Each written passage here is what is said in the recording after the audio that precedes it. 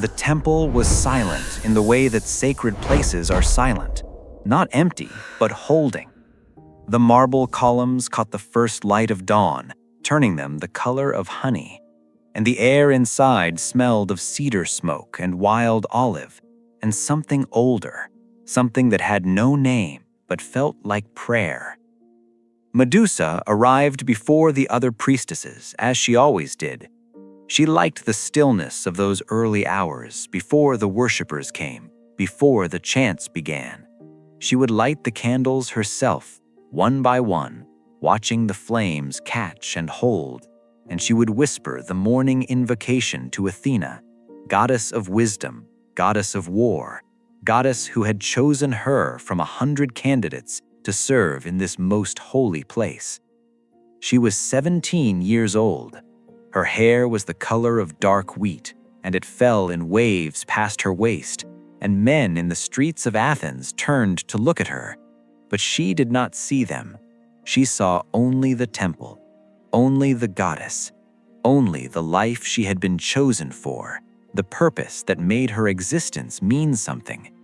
In those moments, kneeling before the bronze statue of Athena, she believed she was blessed. The Temple of Athena was the most beautiful building in Athens, perhaps in all of Greece. Its columns rose in perfect proportions, each one slightly tapered toward the top in the way that the eye did not notice, but the soul did. The floor was polished marble, veined with gray, and in the afternoon light it seemed to glow from within. Medusa moved through its spaces like a ghost made flesh, present but not quite touching. She cleaned the altars, she arranged the offerings, she sang in the choir of priestesses whose voices rose in harmony that made the air itself seem to vibrate at a higher frequency. The other women were her sisters, her community, her family.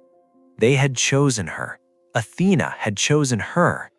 Outside the temple walls, the world was chaos, wars and politics, and the endless maneuvering of men who wanted power.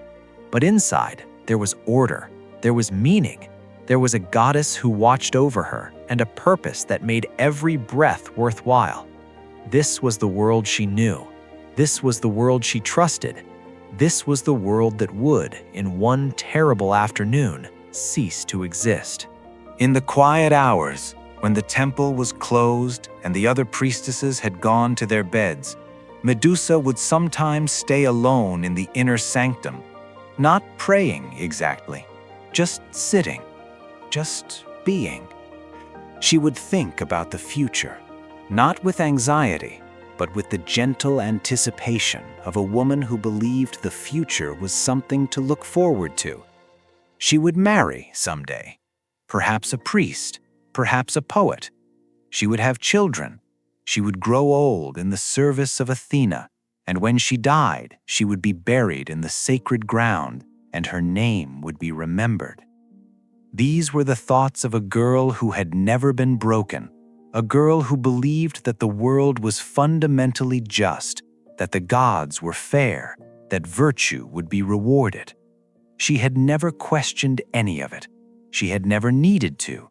The temple was her home, the goddess was her mother, and she was, in every way that mattered, whole. The day began like any other. Medusa was alone in the temple. The other priestesses had gone to fetch water from the sacred spring. She had stayed behind to finish her morning prayers. The temple was empty, and the silence was different from the sacred silence she knew. It was not holding, but waiting. Something was waiting. He came through the western doors. She did not see his face. She would never see his face, but she felt his hands, his weight, his breath. She screamed, but no one heard. She fought, but no one came.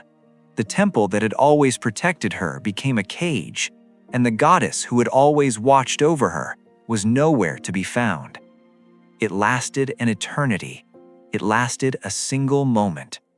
When it was over, she lay on the cold marble floor and the man was gone, and she was something else. Something broken, something that could never be unbroken.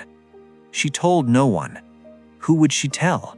What words could possibly carry this weight? She washed herself again and again, as if water could erase what had happened, as if soap could clean a wound that had been carved into her soul. She put on her priestess robes. She lit the evening candles. She prayed, and Athena answered. The goddess did not come in person. She did not send a messenger or a dove or any of the usual signs. She came as a voice, cold, clear, and final. You have defiled my temple. Medusa tried to speak, to explain, but the voice continued, a blade that cut off any defense before it could be formed. You have brought pollution to my sacred ground. You have broken your vow of chastity. You have ruined what was pure. Please, she whispered, please, I did not choose. But the punishment had already begun. It started in her scalp, a tingling, then a burning, then a pain that was beyond anything she had ever known. Her hair, her beautiful wheat-colored hair began to move, not in the wind, but on its own. Each strand twisted and writhed, and from her scalp, something emerged, scales, black and iridescent, and from the scales, something rose, snakes, dozens of them, hissing, alive, erupting from her head like a crown of serpents. She screamed. She reached for her hair to pull them off, but they bit her fingers, and the pain was beyond bearing. She ran to the bronze mirror on the temple wall, the same mirror she had used every morning to check her appearance, and she looked. The face that looked back was not hers. It was a monster's face. The skin was gray and scaled, cracked like dry earth. The eyes were yellow and lidless, and they glowed with a light that was not human. And from her head, the snakes continued to hiss and strike, a living crown of fury and poison. Athena's voice came one final time. Now you will know what it is to be seen. Now you will know what it is to be the thing that others flee. This is your punishment. This is your transformation. You are no longer Medusa the priestess. You are Medusa the Gorgon, and you will never be looked upon again. She fled Athens. She fled the temple. She fled the life she had known and loved and trusted. She ran until she reached the edge of the world, the place where the land fell away into the sea, the place where no one lived, the place where monsters were supposed to dwell. She made her home in a cave on a cliff overlooking the ocean. The waves crashed below, day and night, a sound like thunder that filled the silence. And in that cave, surrounded by darkness, she learned to live with what she had become. The snakes never stopped moving. They hissed when she was afraid, when she was angry, when she was sad. They hissed when she was alone, which was always. They hissed constantly, a soundtrack to the new existence that had been forced upon her. And then the men came. The first one came with a sword. He had heard the stories, the beautiful priestess who had been turned into a monster, and he wanted to be the hero who killed her. He wanted the glory. He wanted the reward. He did not think about who she was or what had been done to her. He saw only the monster.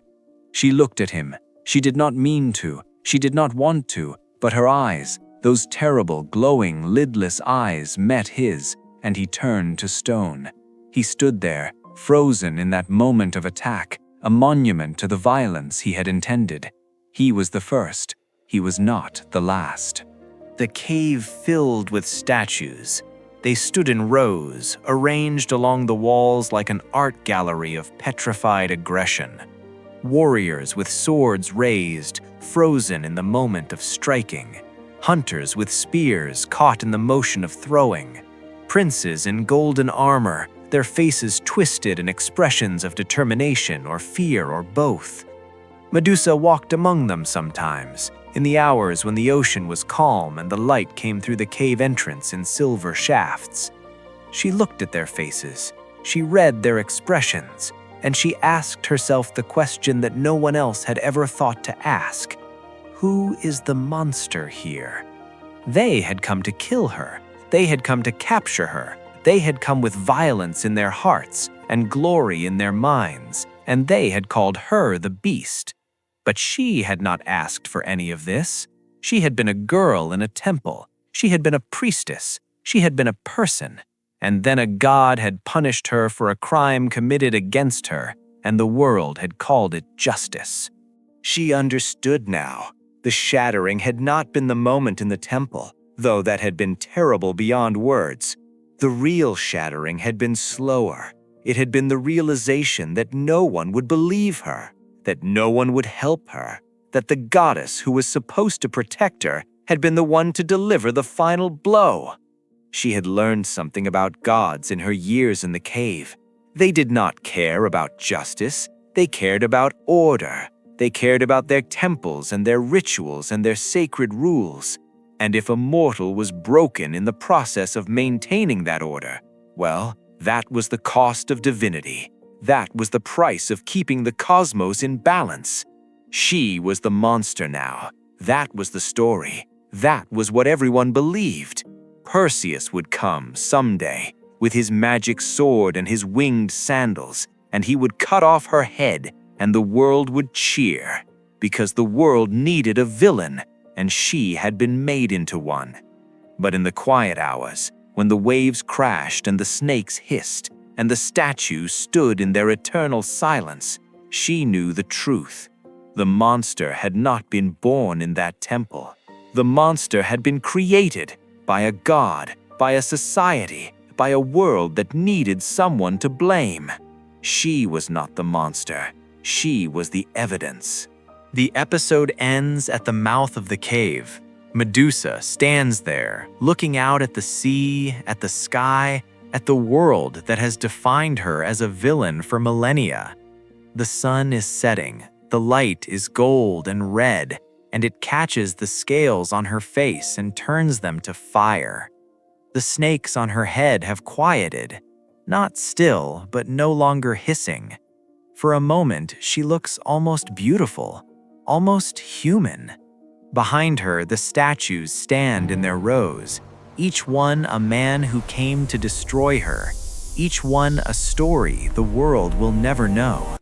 And the question hangs in the air, unanswerable, unresolved. If the victim becomes the monster, was she ever really the monster at all? The waves crash, the sun sinks below the horizon, and Medusa, the girl who was broken by the gods and blamed for her breaking, remains, not as a villain, not as a hero, but as the truth that no one wanted to see. The cave is dark, the stone faces stare, and somewhere in the space between the light and the shadow, the question waits for an answer that will never come.